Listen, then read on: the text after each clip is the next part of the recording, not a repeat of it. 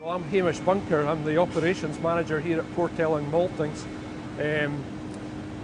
The malting process, I'll describe the malting process to you.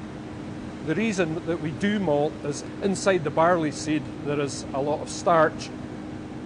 This starch is insoluble as it comes off the field, so the malting process is actually to break down protein in some gummy cell walls and make the starch available and soluble for the distillation process. The first part of the process is the steeping process. There are basically three items to malting. First one is steeping, second one is germination, and the third one is kilning. What I'm going to do just now is tell you about the steeping process, which is the first part of the process. Let me just say that first of all, barley comes off the field at approximately 18 to 20% moisture. It is dried down to about 12% moisture, and that way it's very stable and it will keep for quite a long time, a very long time actually, because it's in the right conditions, cool, dry conditions, it will keep for years. So what we're trying to do now in the steeping process, we add it to water and that initiates the growth. What we're doing in actual fact is just imitating what nature does. If we were to sow the barley in a field, give it some water, it would start to grow. So this is exactly what we're doing in steeping. The steeping process is probably the most critical process. If we get the steeping right, everything else will work fine. So what I can show you,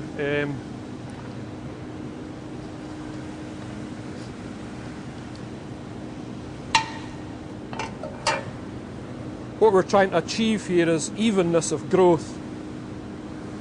Now these barley seeds, you can just see a little chit, C-H-I-T, and we're looking for that to be even across every single barley seed. We don't want it to rush ahead, so we want them all even, and just all evenness of growth is the main thing here. So after we've initiated the growth and we put it down to the next stage, which is germination.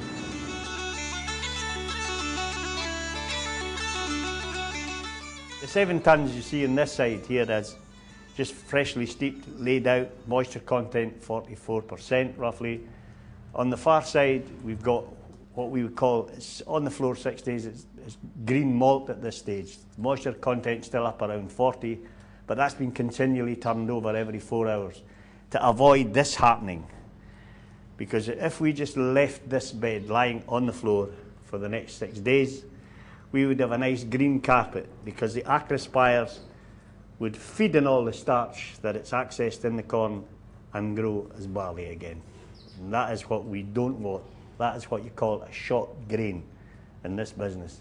What it means is it's barley grown again. You see the rootlets, and the acre spire has taken out all the starch. Now that grain of barley would be of no use to us because all the energy has gone into the stalk.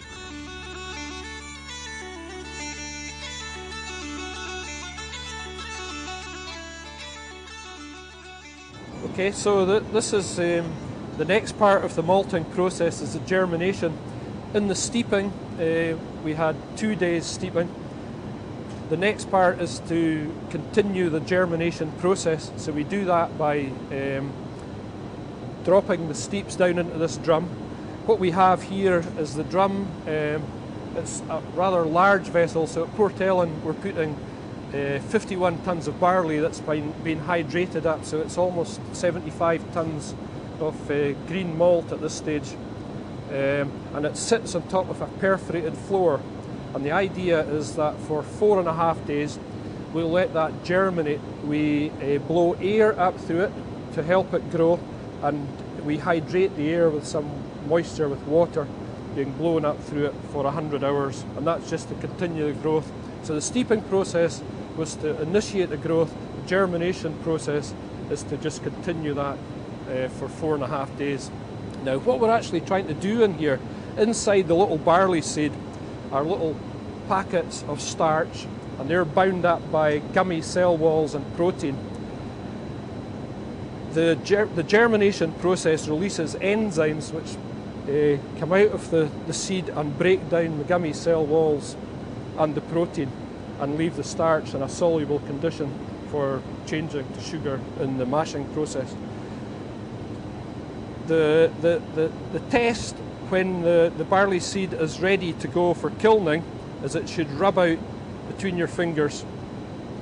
So the characteristics of this seed is that it's nice and chalky, it's got little rootlets growing, and if you peel back the back of the seed, you'll see the acrospire beginning to grow, and the acrospire should be 2/3 to 3/4 the way along the seed. So it's ready to go. So we've done the 2 days steeping, 4.5 days germination, and then the final process is the kilning. So malting is a 7-day process, and we're well through it after germination.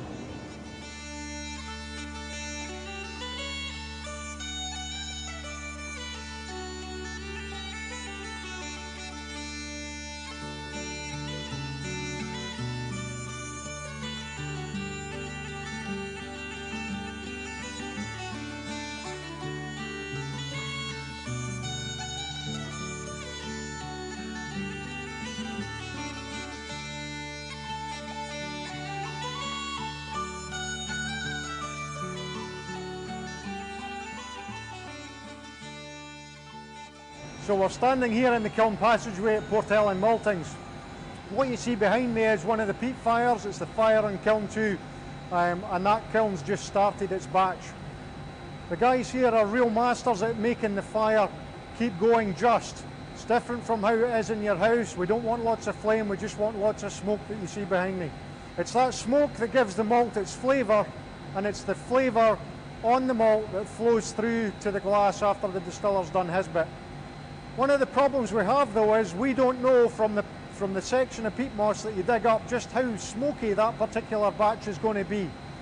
So what we do is when we dry each batch, we then strip the kiln and we take a sample of the malt and we analyse that malt to see how smoky that batch has been.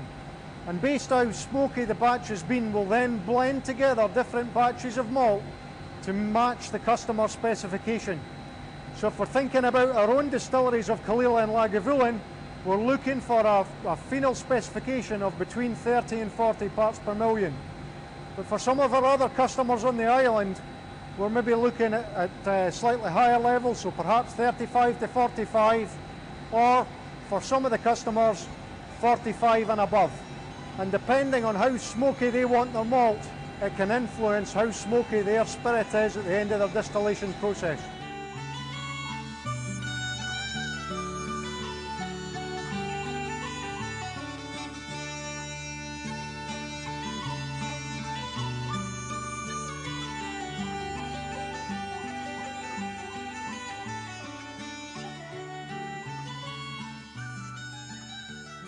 Now the last stage, the kilning phase, is the bit that makes Laphroaig really, really different. What happens at this point is we'll peat first and then we'll dry. No other distillery in the industry does this, and it's a bit that kind of makes us unique and gives us two different flavour profiles compared to every other distillery. And kind of any commercial maltings will produce it with peating and drying at the same time. Why do we do this? It's less efficient. It's mainly for these flavours, and it's kind of cresols and glycols that we get extra in the smoke flavoured compounds that give us Laphroaig the kind of really medicinal tarry flavours that are synonymous with Laphroaig. Okay, so this is our kiln 5, and as you can see, this is just the start of the process. We basically light the peat fire below the kiln bed that you've seen loaded earlier on. It's not hot at all. Maximum kind of 25 Celsius.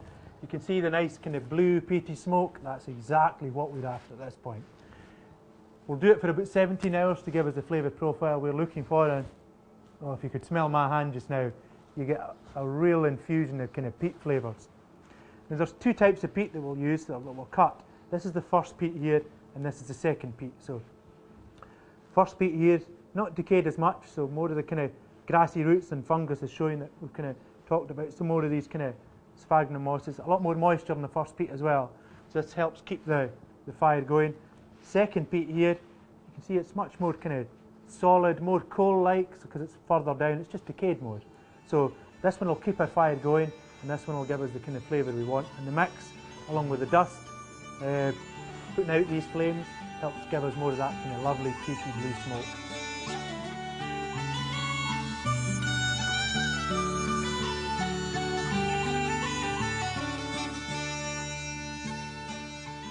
I'm in the basement of the kiln, and of course the heat source to dry that barley that's above us.